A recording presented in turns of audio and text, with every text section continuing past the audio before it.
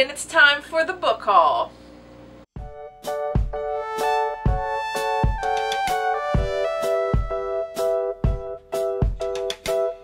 Alright, so I was really bad at the Gettysburg book sale that benefited the Adams County Library Systems. And I've been trying to figure out how to even do this, so I think what I'm going to do, just so everyone just doesn't glaze over like, oh, another one, I'm going to do this in either 2 or 3 installments, probably 2. Let's see how far we get. I'll try not to get too in-depth with these. I'm just going to sort of read the cover and then move on to the next. Here's what's interesting with all these books, and I had like 4 or 5 of those reusable grocery bag, like the square, you know, the rectangles but the wide ones, grocery bags. I only spent like 50 bucks, which I didn't think was terrible considering I got a lot of books. Alright, so let's start.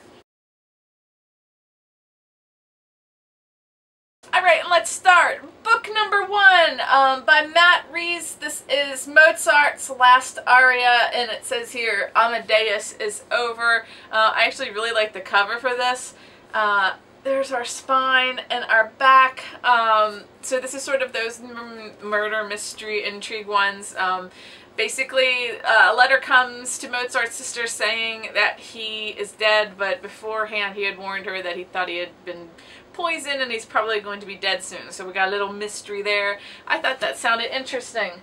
The one thing I will say about the books that I did find, for the most part, probably like 99%, they were all on like excellent 99% quality, good cover, you know, nothing really bent or misshapen. So that makes me happy, because if I'm buying something, I do like it to be in good shape, because I don't like bent books, as we've discussed before. Frances May's Swan, she wrote Under the Tuscan Sun, which I don't know if I actually read. That might have been one of the rare books that I didn't read before I saw the movie, but I did enjoy the movie, so I figured I might enjoy that one. Who knows? For a buck, I don't know if I care. I don't think, like, if I buy a brand new book and I spend like 20 bucks on it, I want to know that I like it. But these, I don't mind gambling on, because $1, it's like a soda. Well, sodas are expensive now. A soda from the 90s, so that doesn't bother me.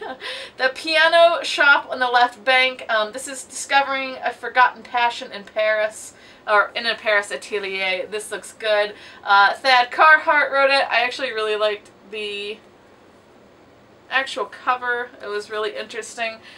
Most of these books that I got, I really didn't know anything about for the most part, so that's going to be fun. A Year by the Sea, Thoughts of an Unfinished Woman by Joan Anderson. Life is a Work in Progress. I liked that. Isn't that the truth? At least it should be, I guess. I would hope it is. Not sure how I feel about this. This is a book 3, and I don't have book 1 or 2, and I think we've had this discussion enough now. As much as I love the Austenite style books, the last couple ones have really burned me bad. But this one looks interesting. So let's see how this goes. This is Fitzwilliam Darcy, Gentleman. These 3 remain.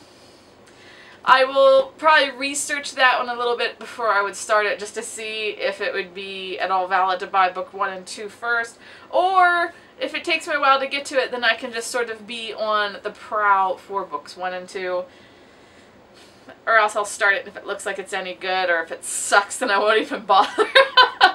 I loved this book cover. I thought it was really interesting. This is Impossible by Nancy Werland, and I don't quite remember. Oh, romantic tension between good and evil and a race against time, all set within a realistic contemporary setting.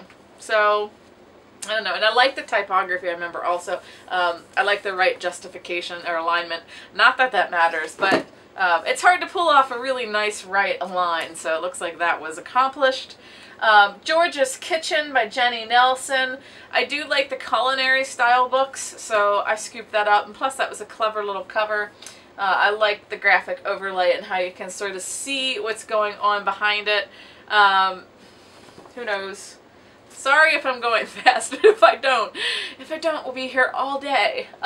This was another, I liked the cover of this also. This is Wench by Dolene Perkins Valdez. And I will also try to put a link to each of these in the doobly-doo below so that you can go if one of them sort of interests you. This is situated in Ohio, a free territory before the Civil War.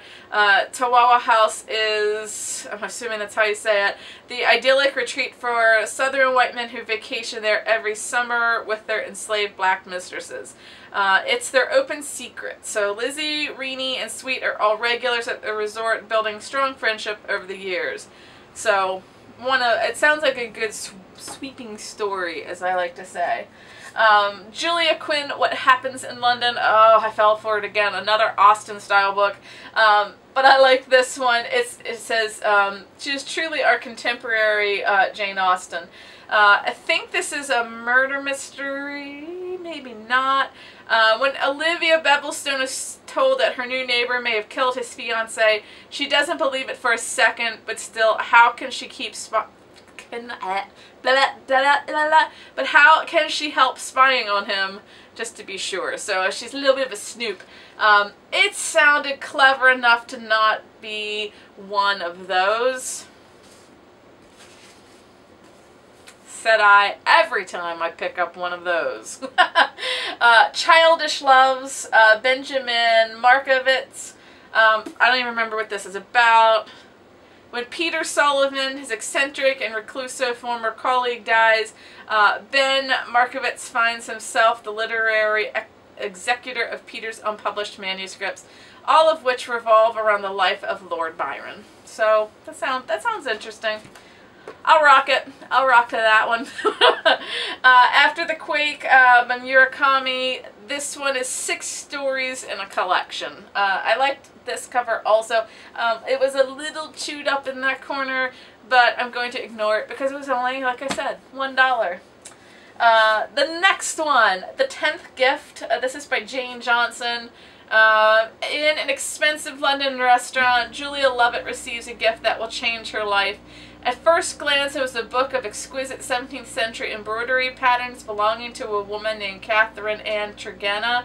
Yet in its margins are the faintest of diary entries. They reveal that Cat and others were stolen from their Cornish church in 1625 by Muslim pirates and were taken on a brutal village to Morocco to be auctioned off as slaves. So that sounded interesting. And again, I really liked that cover.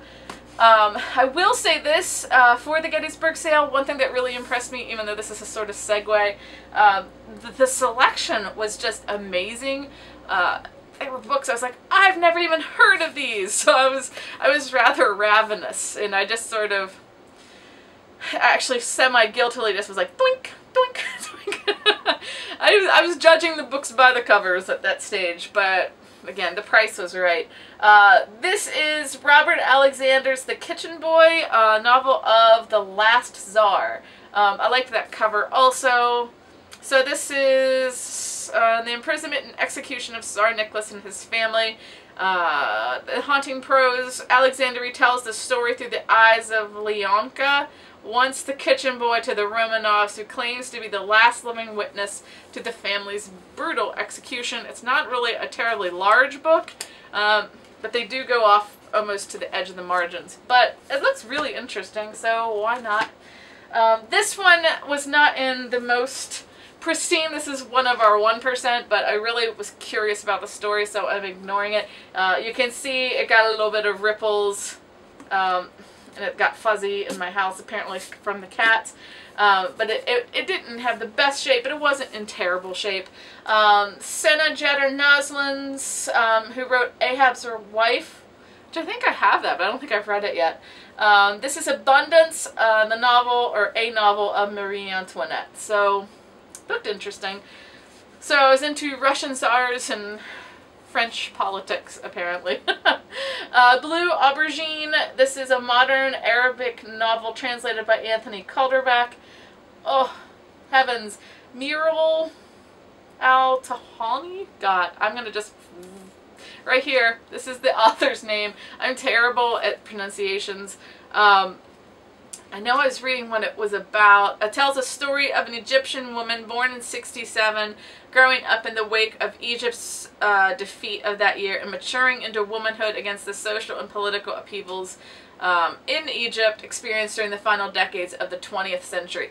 Oh, I remember why I like this. I'm a huge fan of Isabel Allende, and she usually writes about the South American culture, and it sort of reminded me of that same sort of scenario, so to speak.